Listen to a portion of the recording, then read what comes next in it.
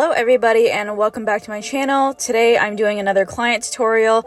I know that you guys enjoyed the last one, so this time I'm doing more of a classic brown cut crease with a red lip.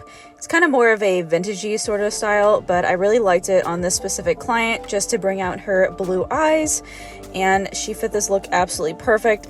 So the first thing I'm doing is going in with the MAC Strobe Cream. This is in the shade Pinklite. It's a very universal moisturizer slash primer. It kind of gives the skin a little bit of luminosity, and she had a pretty normal skin type, so I decided that this primer would be really ideal for her.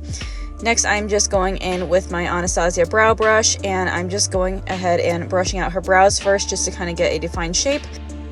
I used the Anastasia Dip Brow Pomade in the shade Soft Brown, and I'm just filling in her brows. Again, I kind of am just going right underneath the brow first just to get a little arch going, and then I go ahead and fill in the top and then on the middle section. And then once I have a minimal amount of product, then I go ahead and do upwards motions at the front of the brow just to kind of create an ombre look. Next, I'm taking the Plouise base in the shade Rumour 02, and this is more of a eyeshadow primer slash concealer. It's a little bit thicker. It's a little bit harder to work with, so just make sure that you have a very light amount of product on your brush. Otherwise, it can definitely get a little bit too heavy, but I'm using that just to go up underneath her brows just to kind of define the arch a little bit more, and then I'm using this as my eyeshadow primer and patting that all over the lid.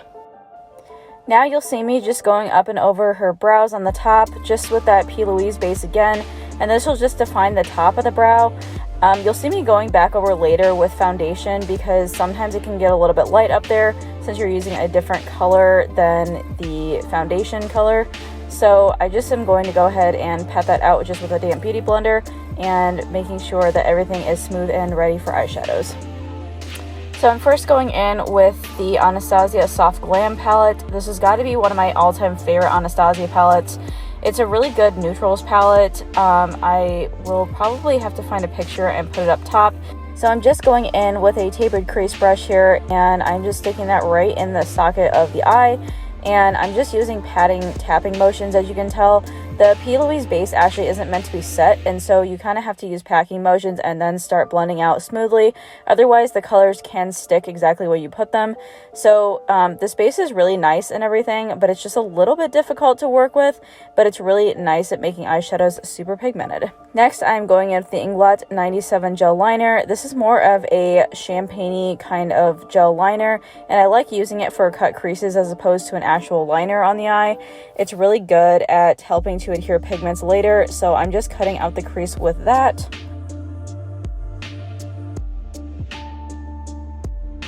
Next, I'm going in with the shade Tan by MAC. It's a loose pigment of theirs. It's a champagne-y color, and I really like this, especially for bridal looks. It's just the perfect color to put all over the lid, and I usually use this right on top of that gel liner like before, and then I just use patting motions.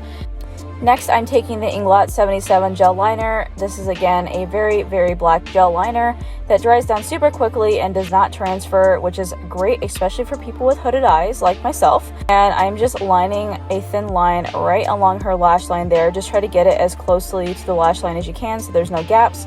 And then I'm just taking a Maybelline mascara. I'm not exactly sure which one it is. I usually use drugstore mascaras just because I usually go in with false lashes anyways, so the type of mascara that I use really doesn't matter in the grand scheme of things, especially when you're using disposables.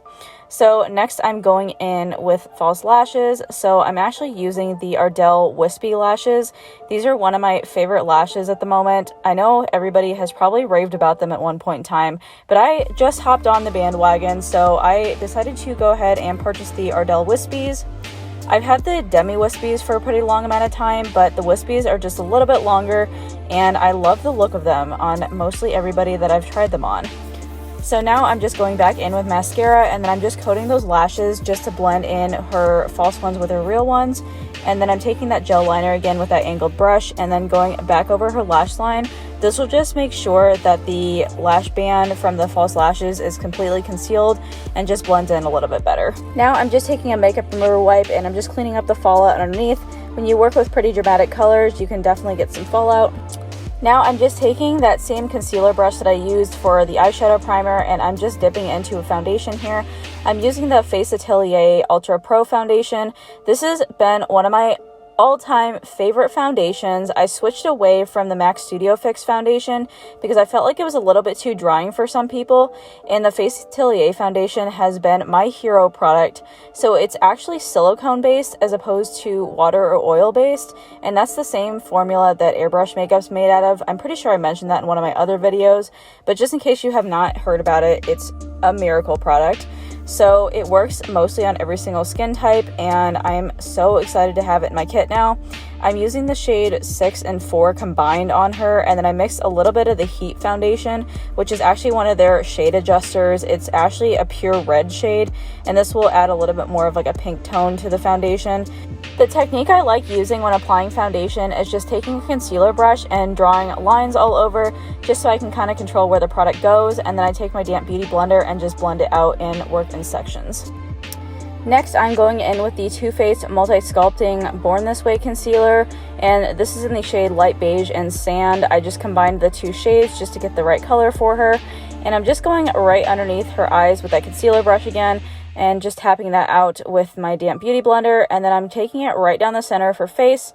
So I'm going right on her forehead, down her nose, in the corners of her nose, and then also right under her chin as well. Next, I'm taking the Huda Beauty Loose Powder, and this is in the shade Pound Cake, and I'm just taking this right underneath her eyes where I put the concealer, and then also right down the center of her face. Basically, I'm just taking this wherever I put concealer down just so it sets it a little bit, and I don't like to leave it on for super long. I don't want it to get too dry underneath the eyes or crease or anything, so I'm just going in with a tapered little brush there and just dusting it off, probably after about maybe like 10 seconds of it being there. And then I'm just taking the Anastasia contour powder. I forget what color this is off the top of my head, but I'm going around the perimeters of her face and right into her cheekbones just to kind of contour her face just a little bit. And then now I'm taking the Charlotte Tilbury Airbrush Flawless Finish powder in the shade Dark, and this is just going to act as our bronzer. It's supposed to be a finishing powder for deeper skin tones, but I really like using it as a bronzer. And then I'm just taking a little eyeshadow brush and contouring her nose. Next, I'm going with the Alamar Cosmetics Blush Trio, and this is in the shade Medium Dark, and I'm just using that peachy shade there and then using that for blush. Next, I'm going in with the Becca Shimmering Skin Perfector Highlighter in the shade Champagne Pop. It's more of a champagne-y color. I like using it on people with medium to deep complexions. It's very, very stunning on them. And I'm just taking that right on the temples of the forehead, down the center of the face, on the tip of the nose, on the cupid's bow, and right on the chin there. And then I'm taking my damp beauty blender and going in with that Huda Beauty Loose Powder again, and I'm just kind of almost cutting out the bottom of the contour there.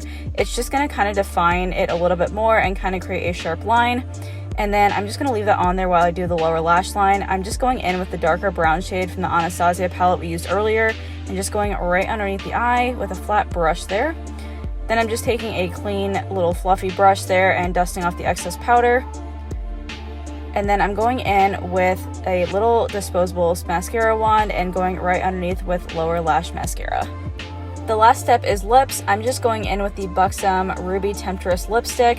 It's a matte finish lipstick and it kind of creates a classic red look. I thought it looked very stunning with her blue eyes, so that's why I chose red for this look. And then I'm going over that lipstick with a lip liner. It's MAC Brick lip liner. It's a very universal shade red and I love it for all red looks that I do on people. And then also just a tip for you guys, if you mess up for some odd reason, go in with a concealer brush, the same one that you used earlier, with that concealer on it, and then just clean up right underneath the lips with it. And then I'm just setting with the All Nighter Urban Decay setting spray, and we are done.